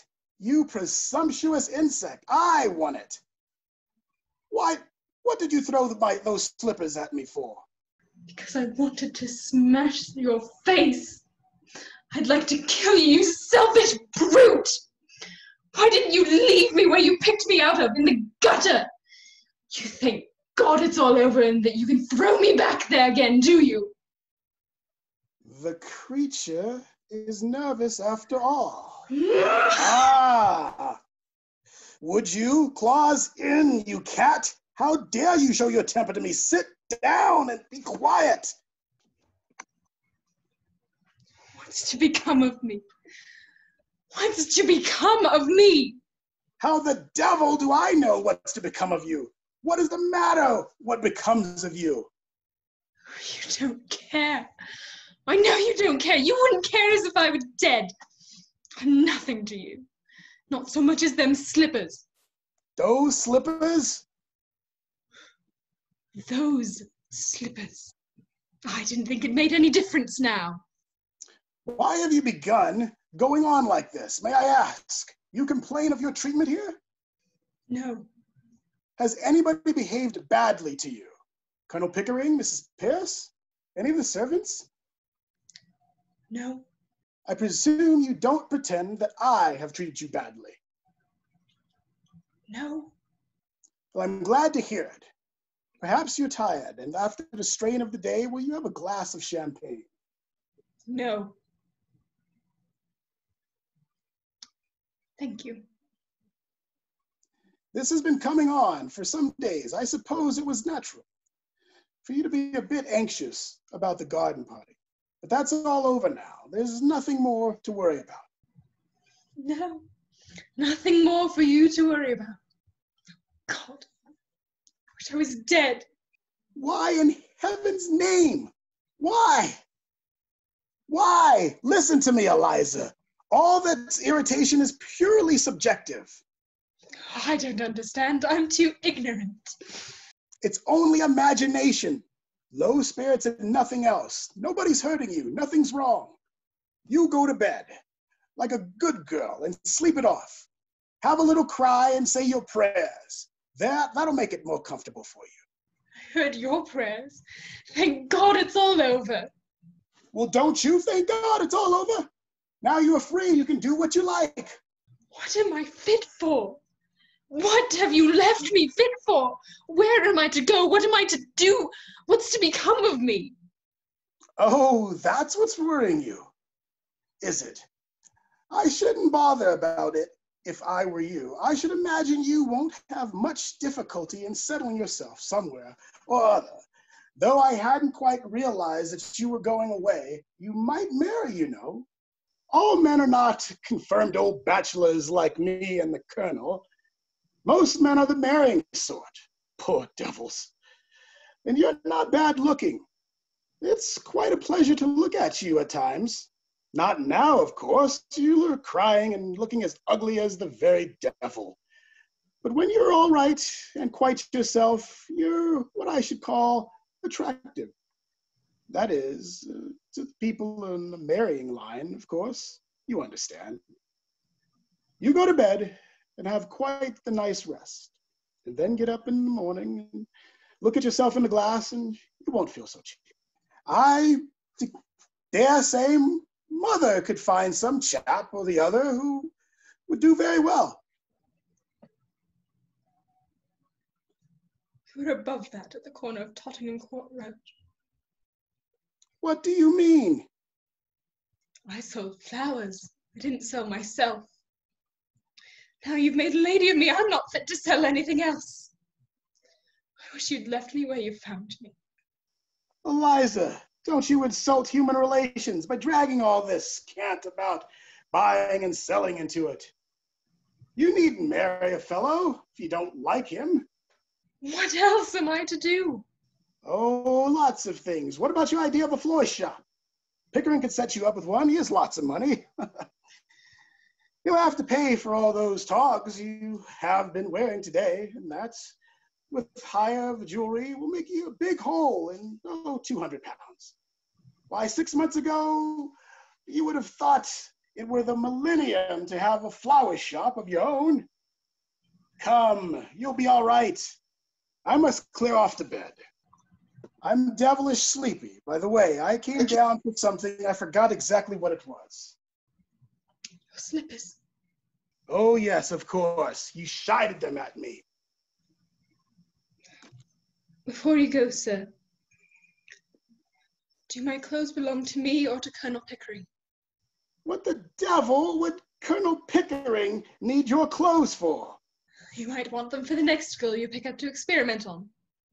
Is that the way you feel towards us? I don't want to hear anything more about that. All I want to know is whether anything belongs to me. My own clothes were burnt.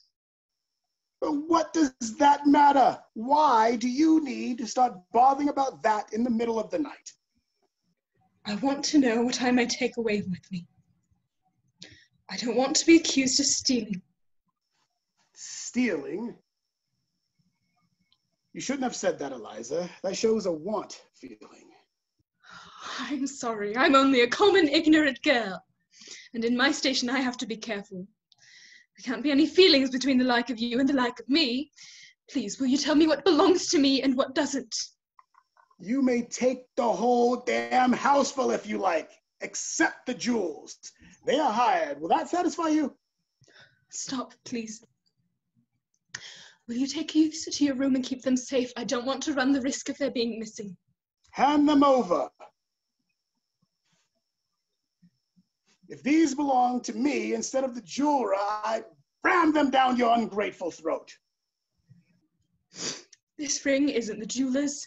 It's the one you bought me in Brighton. I don't want it now. Don't you hit me! Hit you? You infamous creature! You dare accuse me of such a thing? It is you who have hit me. You have wounded me to the heart. I'm glad. I've got a bit of my own back anyhow. I am going to bed. You'd better leave a note for Mrs. Pierce about the coffee, for she won't be told by me. Damn Mrs. Pierce, damn the coffee, damn you. And damn my own folly in having lavished my hard-earned knowledge and treasure of my regard of intimacy on a heartless gutter snipe.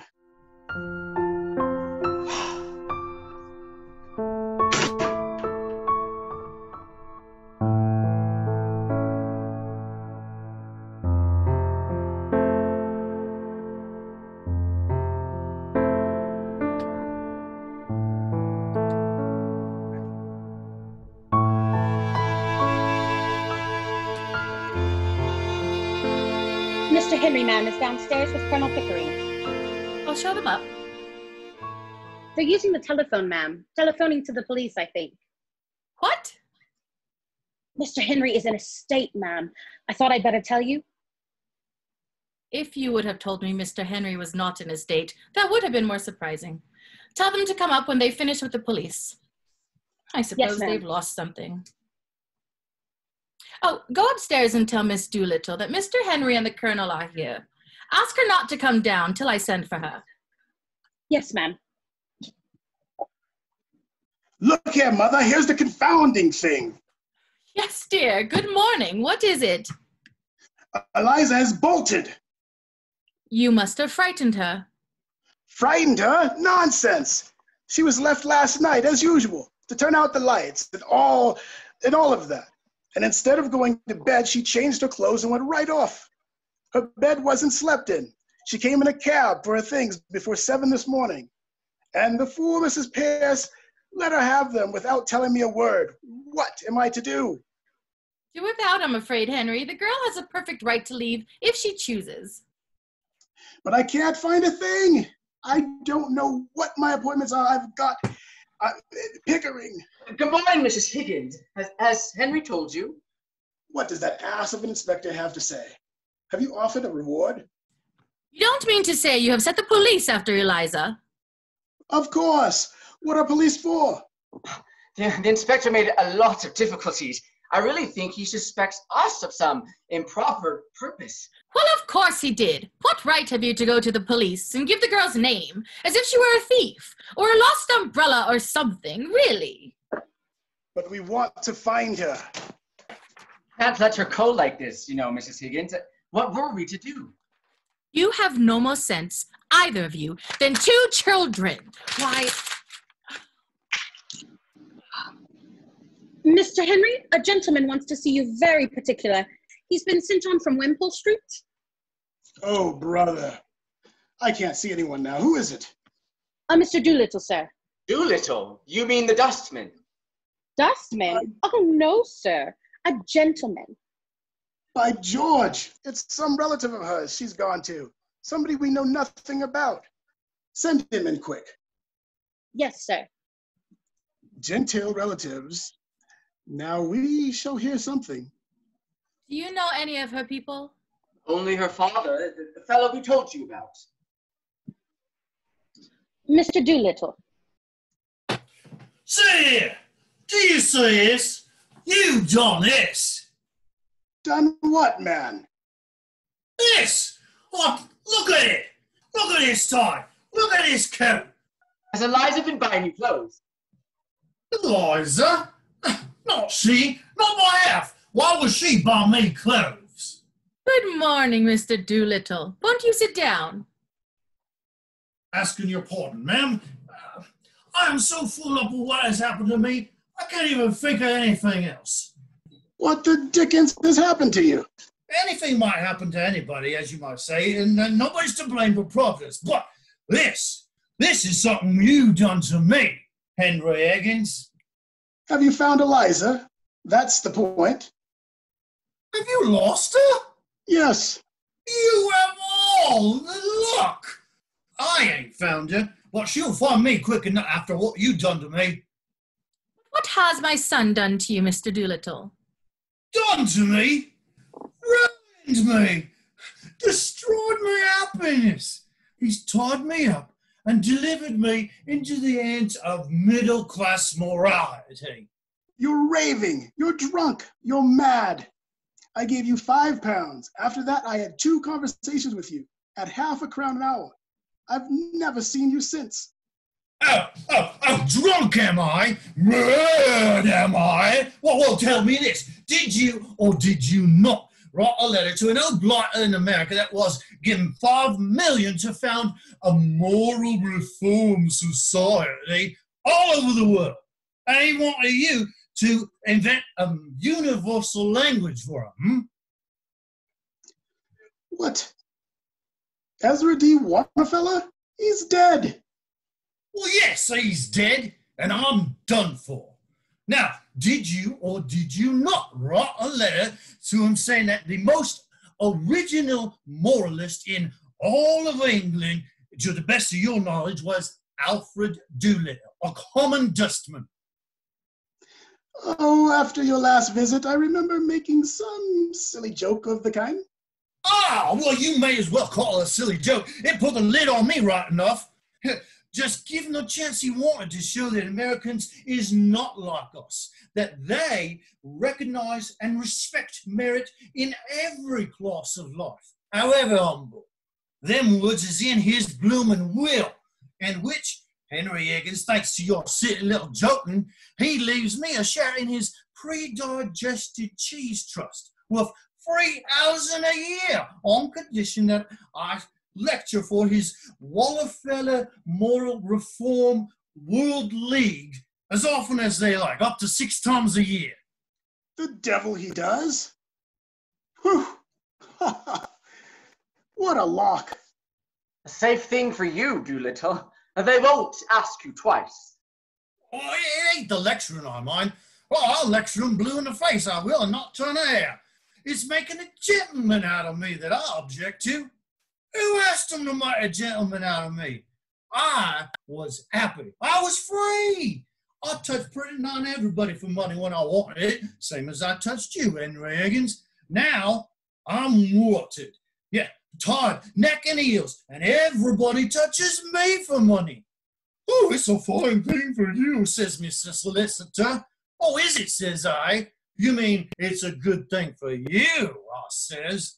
When I was a poor man, and had a solicitor once when they found a pram in the dust cart, well, he got me off and got shut of me and got shut of him as quick as I could. Well, I was the same with the doctor.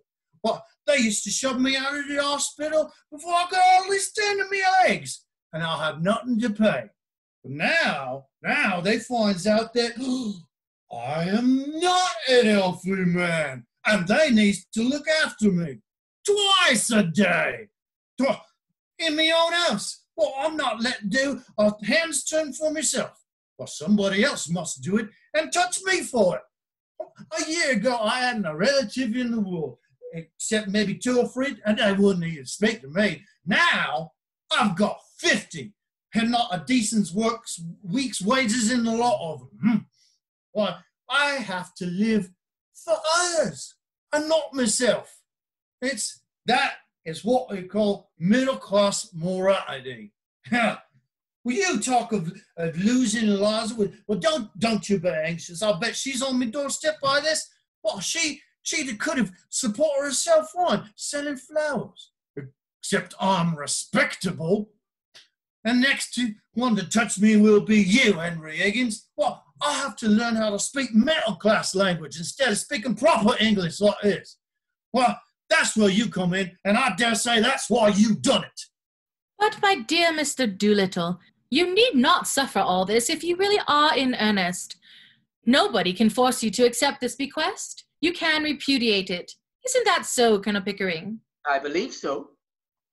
That's the tragedy of it, ma'am. It's easy to say, chuck it. It is, but I haven't the nerve. Which one of us has? I mean, we're all intimidated. Intimidated, ma'am, that's what we are. What is there for me if I chuck it but the workhouse in my old age? I have to dye my hair already to keep my job as a dustman. Well, if I was one of the deserving poor and had put a bit by, well, I could chuck it. But then, why should I? Because the deserving poor might as well be millionaires for all the happiness they ever has. Well, they don't even know what happiness is. But I, as one of the undeserving poor, have nothing between me and the pauper's uniform but this here blasted $3,000 a year that shoves me up into the middle class. Well, excuse the expression, ma'am. Well, you use it yourself. You had me provocation. Well, they got you every which way you turn. It's a choice between the skilly of the workhouse and the charbittis of the upper class. I haven't enough for the workhouse. Intimidated. That's what I am. Broke, bought up. Well, happier men than me will call me for dust and touch me for their tip, and I'll look on helpless and envy them. And that's what your son brought me to. Well, I'm very glad you're not going to do anything foolish, Mr. Doolittle, for this solves the problem of Eliza's future. You can provide for her now. Yes, ma'am. I'm expected to provide for everyone. All out of $3,000 a year. Nonsense. He can't provide for her. He shan't provide for her. She doesn't belong to him. I paid him £5 for her. Doolittle, either you're an honest man or a rogue. A little of both, Henry. Like the rest of us. A little of both.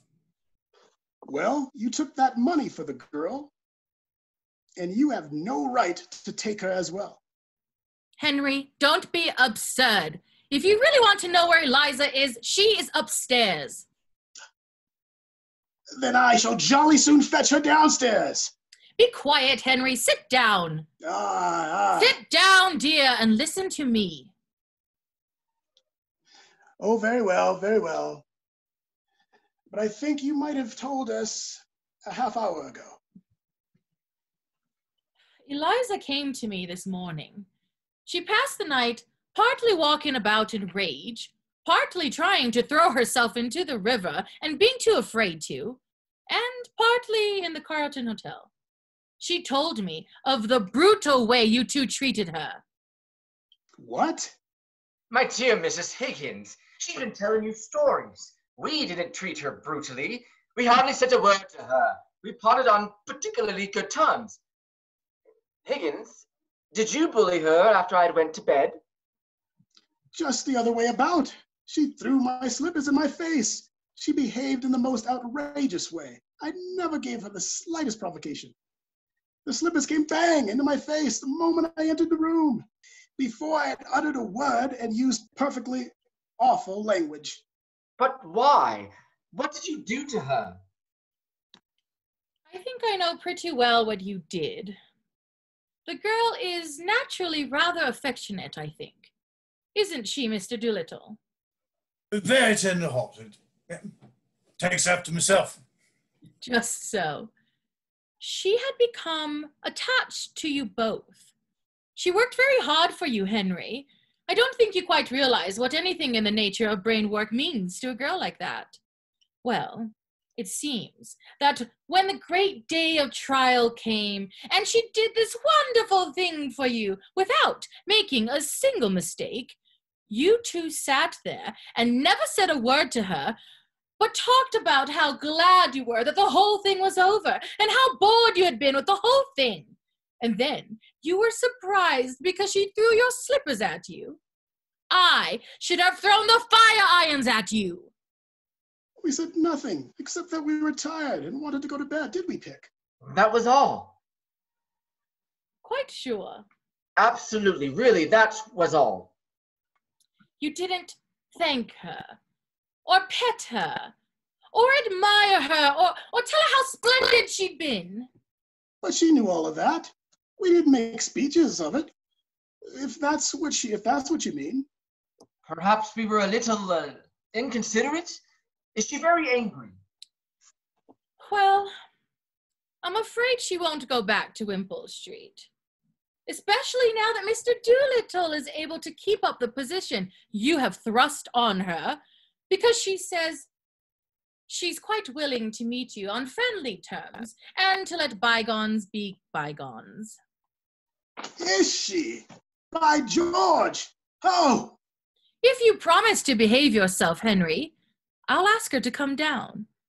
If not, go home, for you have taken up quite enough of my time. Oh, all right. Very well. Pick, you behave yourself. Let us put on our best Sunday manners for this creature that we picked out of the mud.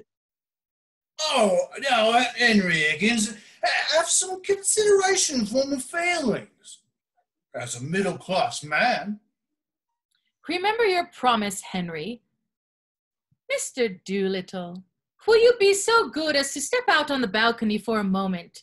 I don't want Eliza to have the shock of your news until she has made it up with these two gentlemen. Would you mind? As you wish, my lady. Anything to help Henry keep her off of me hands. Alexa, please alert my personal assistant. Ask Miss Doolittle to come down, please. Yes, ma'am. Now, Henry, be good. I am behaving myself perfectly. He is doing his best, Mrs. Higgins. Henry, dearest, you don't look at all nice in that attitude. I was not trying to look nice, Mother. How do you do, Professor Higgins? Are you quite well? Am I? Oh, but of course you are. You were never ill. So glad to see you again, Colonel Pickering. Quite chilly this morning, isn't it? Don't you dare try this game on me. I taught it to you, and it doesn't take me in. Get up and come home. Don't be a fool. Very nicely put indeed, Henry. No woman could resist such an invitation. You let her alone, Mother. Let her speak for herself. You'll jolly soon see whether she has an idea that I haven't put in her head or a word that I haven't put in her mouth. I tell you, I've created this thing. out of squashed cabbage leaves of coveted garden, and now she pretends to play the fine lady with me? Will you drop me altogether now that the experiment is over, Colonel Pickering? Oh, don't you? You mustn't think of this as an experiment. It shocks me deeply. Oh, I'm only a squashed cabbage leaf. No. But I should be very unhappy if you forgot me. It's very kind of you to say so, Miss Doolittle. It's not because you paid for my dresses. I know you're generous to everybody with money. But it was from you that I learned really nice manners. And that is what makes one a lady, isn't it? You see, it was very difficult for me with the example of Professor Higgins always before me. I was brought up to be just like him, unable to control myself and using bad language on the slightest provocation. I should have never known that ladies and gentlemen didn't behave like that if you hadn't been there. Well. Oh, that's only his way, you know. He doesn't mean it. Oh, I didn't mean it either when I was a flower girl. It was only my way. But you see, I did it, and that's what makes the difference after all. Oh, no doubt. Still, he taught you to speak, and I couldn't have done that, you know. Of course, that is his profession. Damnation. It was just like learning to dance in the fashionable way. There was nothing more to it than that. But do you know what began my real education? What? You're calling me Miss Doolittle that day when I first came to Wimpole Street. That was the beginning of self-respect for me. And there were 100 little things that you never noticed because they came naturally to you. Things about standing up and taking off your hat and opening doors. Oh, that was nothing. Yes. Things that showed you thought and felt about me as if I was something better than a scullery maid. Though, of course, you would have been just the same to a scullery maid if she had been let in the drawing room. You never took your boots off in the dining room when I was there. You mustn't mind that. Higgins takes off his boots all over the place. I know. I'm not blaming him. It is his way, isn't it? But it made such a difference to me that you didn't do it. You see, really and truly, apart from all the things that anyone can pick up, the dressing and the proper way of speaking and so on, the difference between a lady and a flower girl is not how she behaves, but how she's treated. I shall always be a flower girl to Professor Higgins because he always treats me like a flower girl. But I know I can be a lady to you because you always treat me as a lady and always will. Please don't grind your teeth, Henry. Well, this is really nice of you, Miss Doolittle. I should like you to call me Eliza now, if you would. Thank you. Eliza, of course. And I should like Professor Higgins to call me Miss Doolittle. I'll see you damned first. Henry! Henry! Well, why don't you slang back at him? Don't stand it. It would do him some good. I can't. I could have done it once, but I can't go back to it. Last night when I was wandering about, a girl spoke to me and I tried to get back into the old way with her, but it was no use. You told me, you know, that when a child is brought into a foreign country, it picks up the language in a few weeks and forgets its own. Well, I am a child in your country. I've forgotten my own language and can speak nothing but yours. That's the real break-off with the corner of Tottenham Court Road. Leaving Wimpole Street finishes it. Oh, but you are coming back to Wimpole Street, aren't you? You'll forgive Higgins? Forgive? Will she? By George, let her go. Let her find out how she can get along without us. She will relapse into the gutter in 3 weeks without me at her elbow. He's incorrigible, Eliza. You won't relapse, will you? No, not now. Never again. I've learnt my lesson. I don't believe I could make one of the old sounds if I tried. Ow! Ah! Ha, ha, just oh! Victory! Victory! Well, can you blame the girl? No, don't look at me like that, Eliza. It ain't my fault. I've come into money. You must have touched a millionaire this time, Dad. Oh, I did. But I'm dressed something special today. I'm going to St. George's at Hanover Square. Your stepmother is going to marry me. Why has she changed her mind? Intimidated, Governor. Intimidated. Middle-class morality claims its victim. Now, won't you put on your hat, Liza, and come on down to see me turned off? Don't be afraid. She never comes to words with anyone now. Poor woman. Respectability has broke all the spirit out of her. Oh, be kind to them, Eliza. Make the best of it.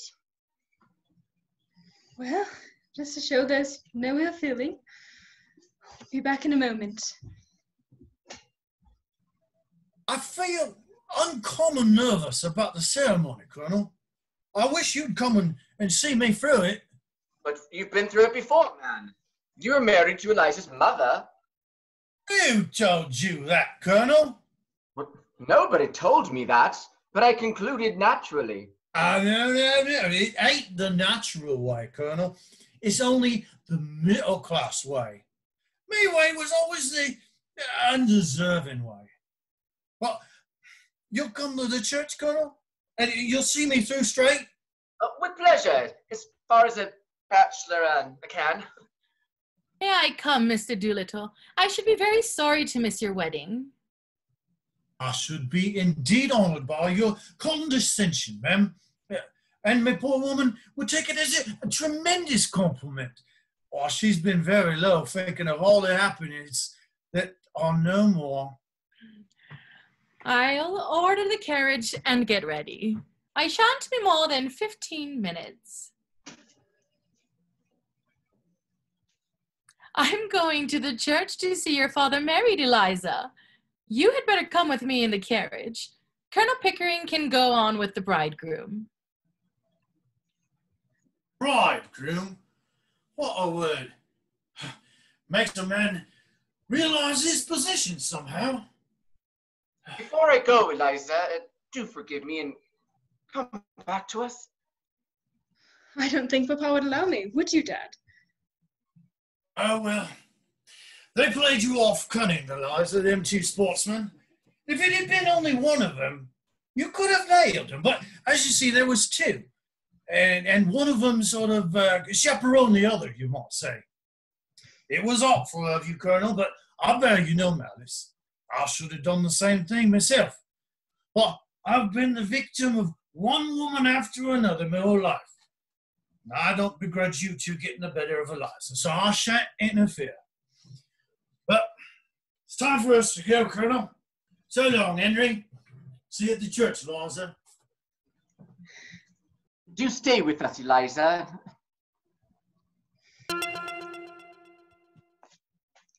Well, Eliza, you've had a bit of your own back, as you call it.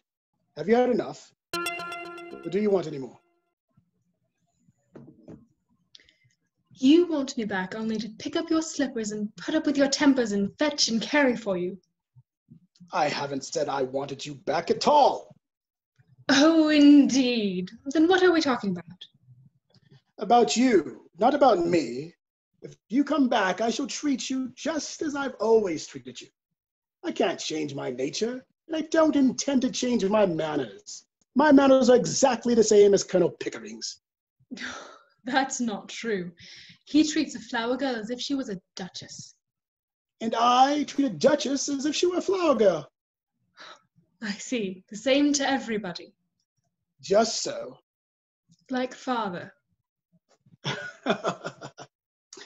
Without accepting the comparisons at all points, Eliza, it's quite true that your father is not a snob, that he will be quite at home in any station of life to which his eccentric destiny may call him. The great secret, Eliza, is not having bad manners or good manners or any other particular sort of manners, but having the same manner for all human souls. In short, behaving as if you were in heaven, where there are no third-class carriages, and one soul is as good as another. Amen. You are a born preacher. The question is not whether I treat you rudely, but whether you've ever heard me treat anyone else better. I don't care how you treat me. I don't mind your swearing at me, but I won't be passed over. You talk about me as if I were a motor bus. So you are a motor bus, all bounce and go and no consideration for anyone. But I can do without you and don't think I can't. I know you can. I told you you could. I know you did, you brute. You wanted to get rid of me. Liar! Thank you. You never asked yourself, I suppose, whether I could do without you. Don't try to get around me. You'll have to do without me. I can do without anybody. I have my own soul, my own spark of divine fire. But I shall miss you, Eliza. I have learned something from your idiotic notions. I confess that humbly and grateful. And I have grown accustomed to your voice and appearance. I like them, rather. Well, you have both of them on your gramophone and in your book of photographs. When you feel lonely without me, you can turn the machine on. It's got no feelings to hurt. I can't turn your soul on. Leave me those feelings, and you can take away the voice and the face. They're not you. You are a devil. You can twist the heart in a girl as easy as some could twist her arms to hurt her. Mrs. Pierce warned me. Time and again she has wanted to leave you, and you always got round her at the last minute. And you don't care a bit for her, and you don't care a bit for me. I care for life. I care for humanity. And you are a part of it. That has come my way and been built in my house. What more can you or anyone ask? I won't care for anyone that doesn't care for me. I don't want to trade affection. You call me a brute because you couldn't buy a claim on me by fetching my slippers and finding my spectacles. You are a fool. I think a woman fetching a man's slippers is a disgusting sight. Did I ever fetch your slippers? I think a good deal more of you for throwing them in my face. No use slaving for me and then saying you want to be cared for. Who cares for a slave? If you come back for the sake of a good fellowship, for you'll get nothing else. You've had 1,000 times as much out of me as I of you. And carrying slippers against my creation of a duchess, Eliza, I'll slam the door on your silly face. What did you do it for if you didn't care for me? Why, because it was my job. You never thought of the trouble it would make for me. Would the world ever have been made if its maker had been afraid of making trouble? I'm no preacher. I didn't notice things like that. I noticed that you didn't notice me. Eliza, you're an idiot. Once and for all, understand that I go my way and do my work without caring tuppence for what happens to either of us. I am not intimidated like your father or your stepmother, so you can come back or go to the devil, whichever you please. What am I to come back for? For the fun of it. That's why I took you on. And you may throw me out tomorrow if I don't do everything you want me to. Yes, and you may walk out tomorrow if I don't do everything you want me to. And live with my stepmother. Yes, or sell flowers. Oh, if only I could go back to my flower basket. I should be independent of both you and father and all the world. Why did you take my independence from me? Why did I give it up?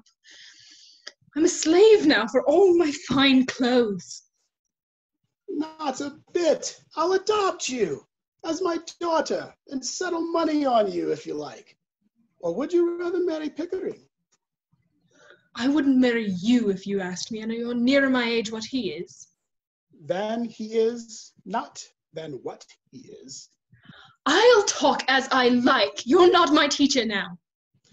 I don't suppose Pickering would, though. He is confirmed an old bachelor as I am. That's not what I want, and don't you think it. I've always had chaps enough wanting me that way. Freddie Hill writes me twice and 3 times a day. Sheets and sheets. Freddie! Damn his impudence! He has a right to if he likes, poor lad. And he does love me. You have no right to encourage him. Every girl has a right to be loved. What? By fools like that? Freddie's not a fool. And if he's weak and poor and wants me, maybe he'd make me happier than my betters that bully me and don't want me. Can he make anything of you? That is the point. Perhaps I could make something of him. But I never thought of us making anything of one another, and you never think of anything else. I only want to be natural. In short, you want me to be as infatuated about you as Freddie. Is that it?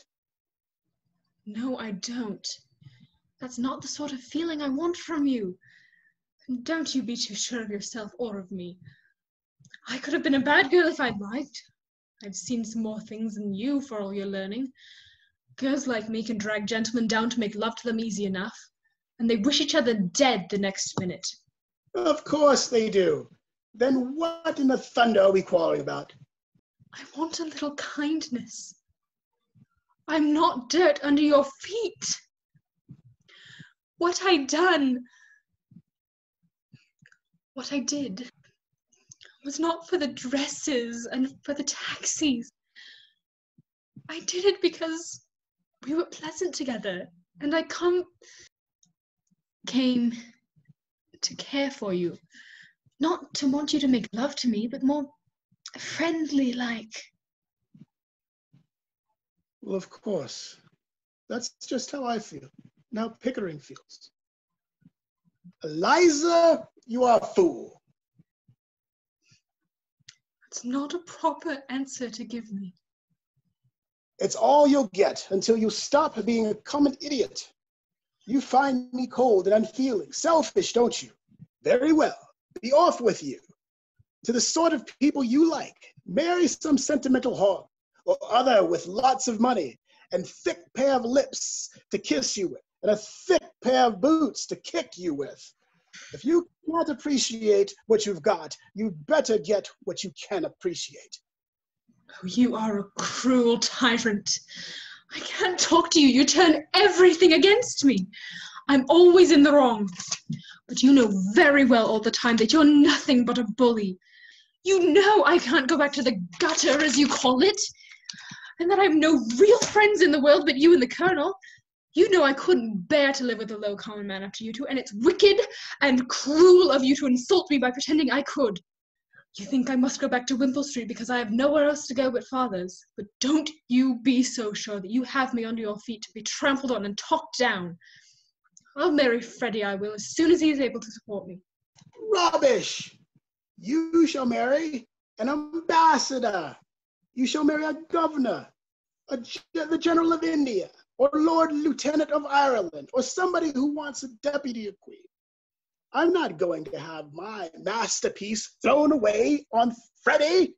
You think I'd like you to say that, but I haven't forgotten what you said a minute ago, and I won't be coaxed around as if I'm a baby or a puppy. If I can't have kindness, I'll have independence. Independence? That's middle-class blasphemy. We're all dependent on one another. Every soul of this earth. I'll let you see if I'm dependent on you. If you can preach, I can teach. I'll go and be a teacher. What? You'll teach? In heaven's name. What you taught me. I'll teach phonetics. I'll offer myself as an assistant to Professor Nipan. What? That impostor. That humbug. That toting ignoramus. Teach him my methods, my discoveries? You take one step in his direction and I'll wring your neck. Wring away. What do I care? I knew you'd strike me one day. Now I know how to deal with you. What a fool I was not to think of it before. You can't take away knowledge you gave to me. You said that I had a finer ear than you, and I can be civil and kind to people, which has more than you can. Oh, that's done you, Henry Higgins, it has. Now, I don't care that for your bullying and big talk. I'll advertise it in the paper that your Duchess is only a flower girl that you taught, and that she'll teach anybody to be Duchess in just the same 6 months for 1,000 guineas. When I think of myself crawling under your feet and being trampled on and called names, when all this time I had only to lift my finger to be as good as you, I could just kick myself.